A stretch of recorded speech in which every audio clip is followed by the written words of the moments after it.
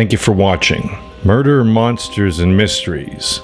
Today we look at one of the best cases for reincarnation, Omm Sety. If you've ever visited Egypt and been to the temple at Abydos, you've most certainly heard of the amazing story of Omm Sety, also known as Dorothy Eady. And her story is the most famous reincarnation case ever heard. To tell her story, let us first hear it in her own words. I was born in London, England in 1904 and was christened Dorothy Lucy Eady. My father was then a master tailor. Neither he nor my mother had any interest in Egypt, ancient or modern. When I was 3 years old, I fell down a long flight of stairs and was knocked unconscious. The doctor was called. He examined me thoroughly and pronounced me dead. About 1 hour later, he returned with my death certificate and a nurse to lay out the body. But to his astonishment, the body was completely conscious, playing about, and showing no signs of anything amiss. Soon after this incident, I began to dream of a huge and lovely building, which later I found out was actually the Temple of Sety in Abydos. On waking, I would cry bitterly and beg to be allowed to go home. This longing to go home became a joke in my family, and I was assured that I was at home, but I was equally sure I was not. When I was 4 years old, I was taken to the British Museum in London as part of my family party. Mother said I paid no attention to anything until we reached the Egyptian galleries. Then I went simply crazy, running about and kissing the feet of all the statues that I could reach. When the family was ready to leave, Mother said I clung to a glass case containing a mummy and screamed, "Leave me here. These are my people." She was so surprised that she never forgot the incident.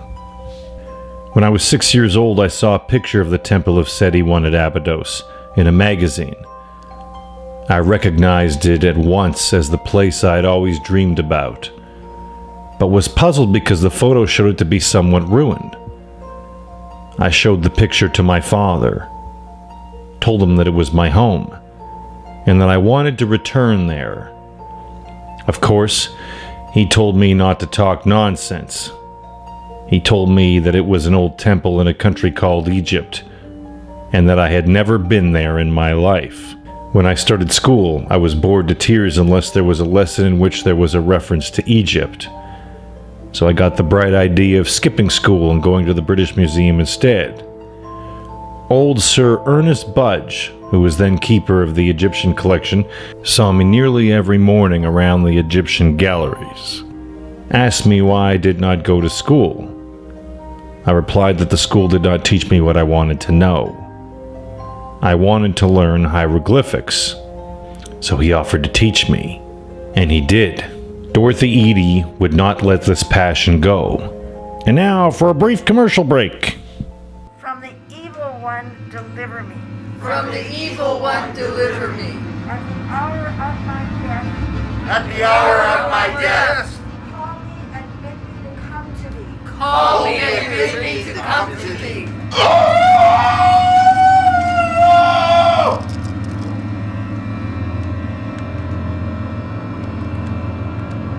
Give me the compass. If you don't, we'll take her eyes. We'll take your family's eyes. We'll make this whole town blind.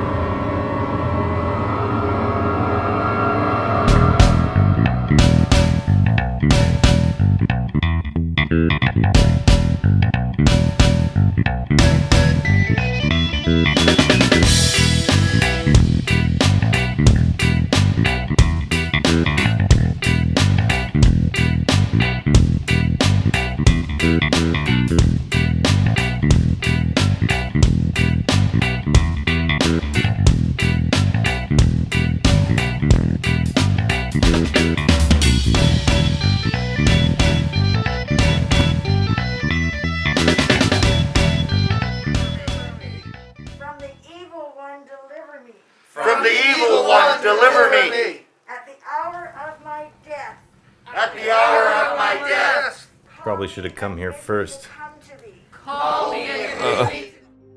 She later worked for an Egyptian interest magazine in London, where she met a young visiting Egyptian student.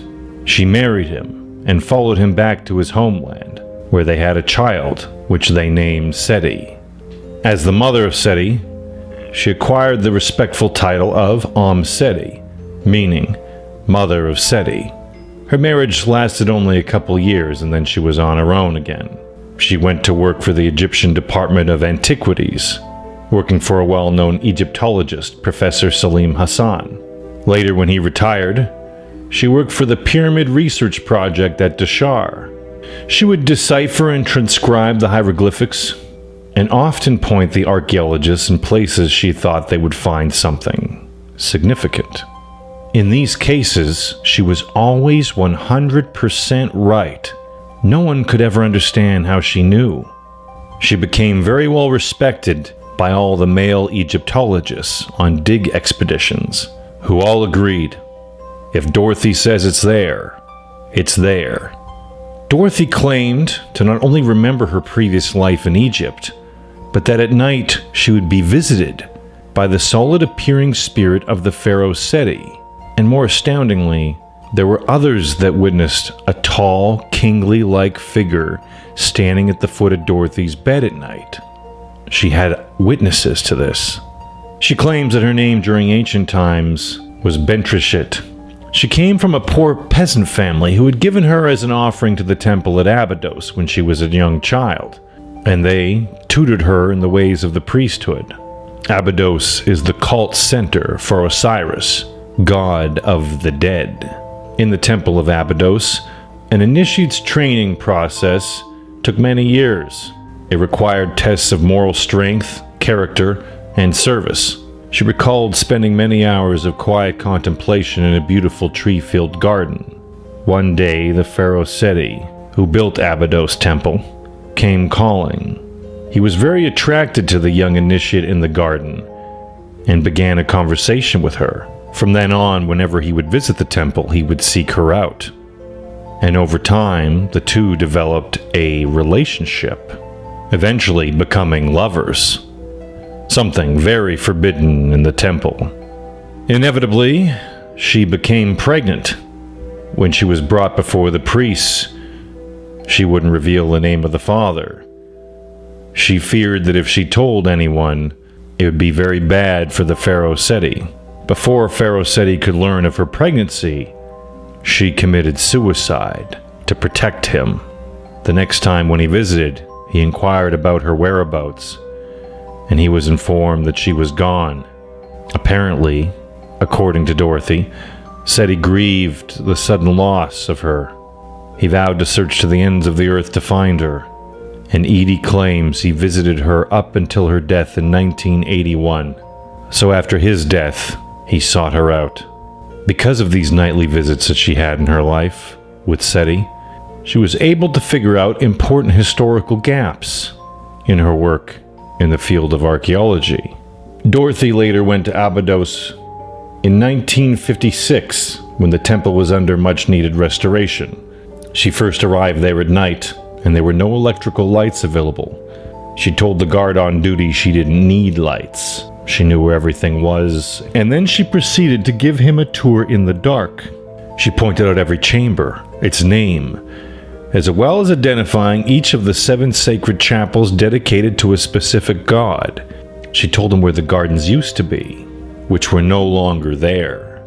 They didn't believe anything this woman said until they started digging up that area and found the tree roots, just as she had described. Dorothy, or Omm Sety, would spend the rest of her life as caretaker to the temple. She would help heavily in the restoration, and she would give dignitaries and archaeologists personal tours. No one knew the temple better than her. People said she was always pressing the temple walls and stones, looking for hidden chambers that she knew were there. One thing left out of a lot of the books on Omm Sety's life, and her own autobiography, is that she believed her destiny to be preset by some degree by the high priests of Abydos. They were expert seers, you see. She believed the high priest knew that she would fall in love with the pharaoh and would have a child by him.